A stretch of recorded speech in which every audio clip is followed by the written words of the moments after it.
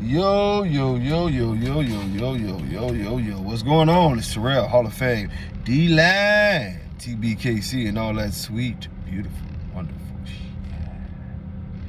Now, somebody asked me in the video, like, man, or one of the comments, why am I always so hard on dogs? There's no perfect dog. And y'all have heard me say this before. I'm gonna tell you this. Why are you not so hard on dogs? As we as dog enthusiasts go through this thing, the one thing that I can tell you is you should be hard. You should be searching for perfection. You should be in a mindset that I'm going to make the ultimate specimen with every component, every component that you need to make the ultimate dog. If your dog's skin is loose, you should want a dog with tighter skin. If your dog has slightly turned feet, you should want a dog with straight feet. You should want the paws to be as tight as they can. You should want, proper eye setting. You should want proper eye color. These are small details, down to the smallest of details. This is what you should want. Too many times we've gotten in a mode where we think that everything is hating. If a person tells the truth about your dog, oh, why they hating on me? Why they hating? Everything is always about hating. Somebody's hating this thing. It's not. This is the nature of the beast when you're showing dogs.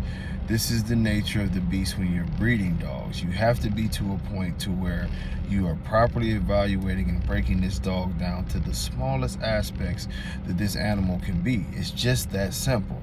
And I often compare it to other breeds, but one of my favorite breeds is the Doberman. And I'm telling you, I had the honor to be a guest judge at an event where I had to get in there and do a couple things with a lot of different breeds. And the Doberman, to look at the class and to see a ton of Dobermans in this class, and I don't know how they do it. I don't know how they do it on a regular basis to go out there and judge these dogs the way that they do. And, and let me see if this fly will get up out of here.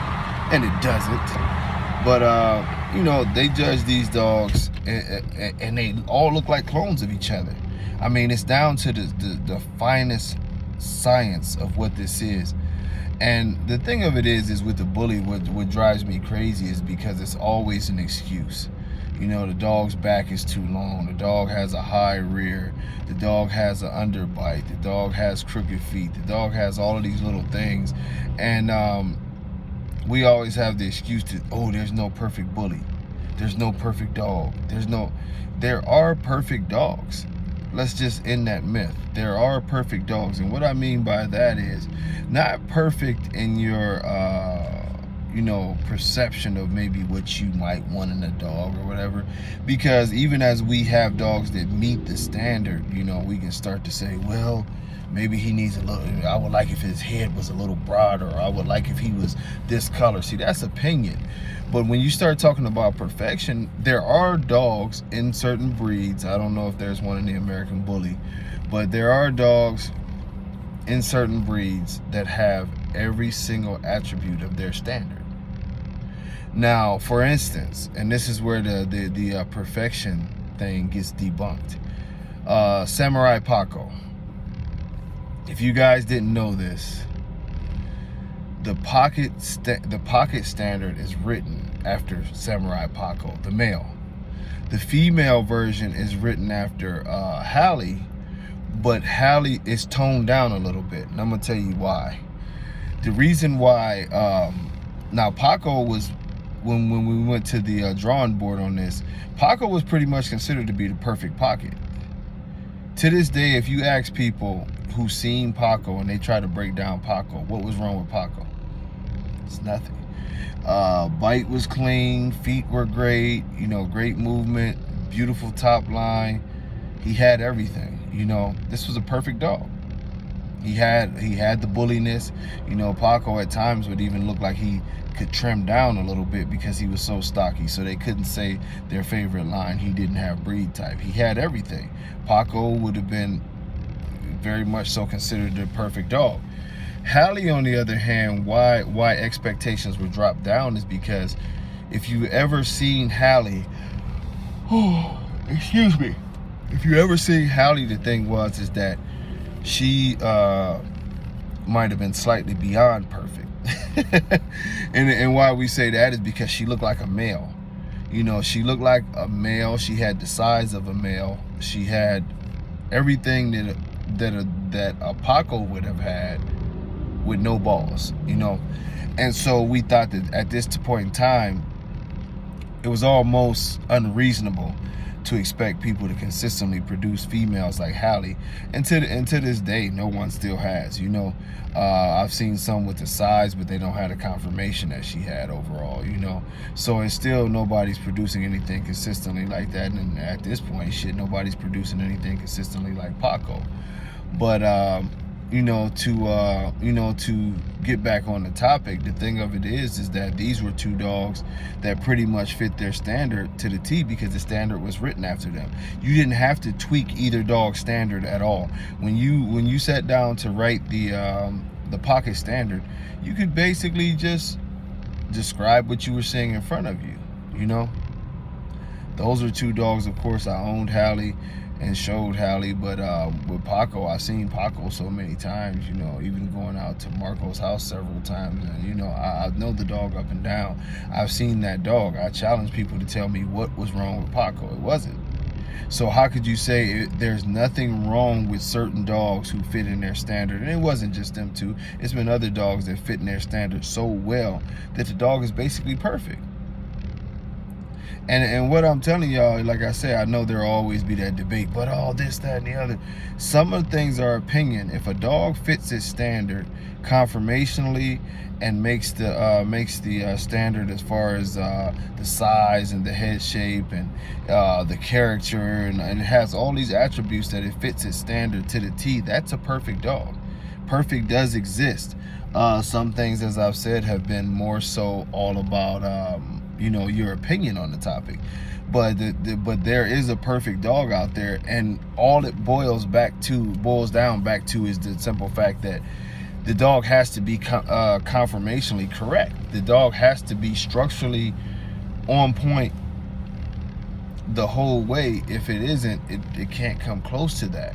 We've put such an emphasis on size and such an emphasis on this crazy thing that people always wants to talk about: breed type, which breed type is actually the standard. Like, you have these imbecile ass judges that always talk about breed type, and they often use that term to talk about why a dog wasn't fat enough. Your dog needs to put on more weight. Breed type. First and foremost, I'll tell y'all, the one thing that's sort of strange about that is that it's bad advice. For one, this is the thing, okay? If you have a Rottie, right? A Rottie is a Rottie. You know, one of the things that you typically will not hear is someone telling you to go put weight on the dog.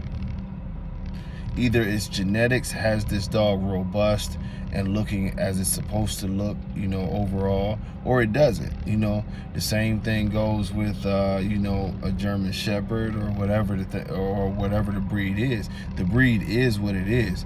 We in the bully world are so crazy now that we literally tell people to go and feed their dog a bunch of extra calories to bulk the dog up, to get the dog fat so it looks bigger than what it really is. And you know, just to try to get, you know, a little $2 ribbon, and you're destroying the health of your dog. Some dogs come in the ring, and Mufasa was a dog like that. You know, Hallie, Paco, these were dogs like that. Bistro was a dog like that. That they carried their size and their weight and their function very, very well. King Kamali was another one. Pokemon was another one. These dogs were naturally, let's just say, bully, but they were also in very, very good condition, and they carried their weight very, very well. It was never a topic of, oh, you know, well, let's go put a bunch of pounds on King Kamali. Kamali was what he was, shredded to the bone, very, very nice conformation dog. So why try to change, you know, anything by starting to do the supplementation and all the other things that all these bully people are doing with dyeing and red cell and mixing it in with milk replacer and doing all these things? That hurts the breed more than anything. And the reason why it hurts the breed is it's not genetics. Either you have the size that you were supposed to have, you know, off top, or you don't, you know. And in those rare cases, a dog may be a little underfed, so the dog is not quite as big as you would think or whatever, and you can add a little bit. But it should all look like a natural process. The dog should never look like anyone was just stuffing meat down his throat and it starts to get that fat and bloated look. But this hurts because a lot of people do the you know, the crazy feeding part of it, and once they feed the dog up like that, that's not genetics. So, you know, your super bully, which is in a lot of cases super fat dogs that people are using, they still throw puppies that don't have the substance because it's something that you added outside of genetics. So now you have to, it's just like the whole steroid thing, you know, you have to send the dog home with a kit, you know, to get the dog right. And some of these dogs can't carry the weight, so they want to send you home with a cooling kit to make sure that the dog doesn't overheat and all this other carrying on. It's really, really, really too much. Let's put it that way. Really too much. Too much to do, too much to get into, you know what I mean? Do better, you know. But as far as, you know, the perfect dog thing, it's all about structure and enough, you know, to be a bully, you know. To have the good substance and everything like that to be a bully. This idea that the dog has to be way overweight and too much size and all, it doesn't have to be that way, you know. They're putting too much of an emphasis on the idea of a dog being big instead of a dog fitting the standard. You know, as y'all have heard me say before, for a dog can be a great conformation dog and not be super bully, but be bully enough to be, you know, to meet the standard. That's the better dog than a dog who's super bully but has all these structural flaws, because one of them fits every lane of what the dog is supposed to be. Even if you think in your opinion that the dog can be heavy, he still fits into the realm of what a badass dog could be. Well, on the flip side, the other dog doesn't, because the other dog has issues. If a judge is judging this correctly, the dog that has the issues should be booted out the ring, and we shouldn't make up an excuse to eliminate the great conformation dogs that, oh, you're not bully enough, you know. So strive for them perfect dogs, man, the dogs that fit into the standard. And I'm gonna tell you like this, if once you lock in the genetics of great conformation, as you go generation to generation, you'll see that the dogs start to get bullier, and it'll be certain dogs that you can pick out that'll get bullier and more weight, but you want to make sure that you're still picking the puppies or the young adults that have the great conformation. But until next time, y'all, much love. Peace.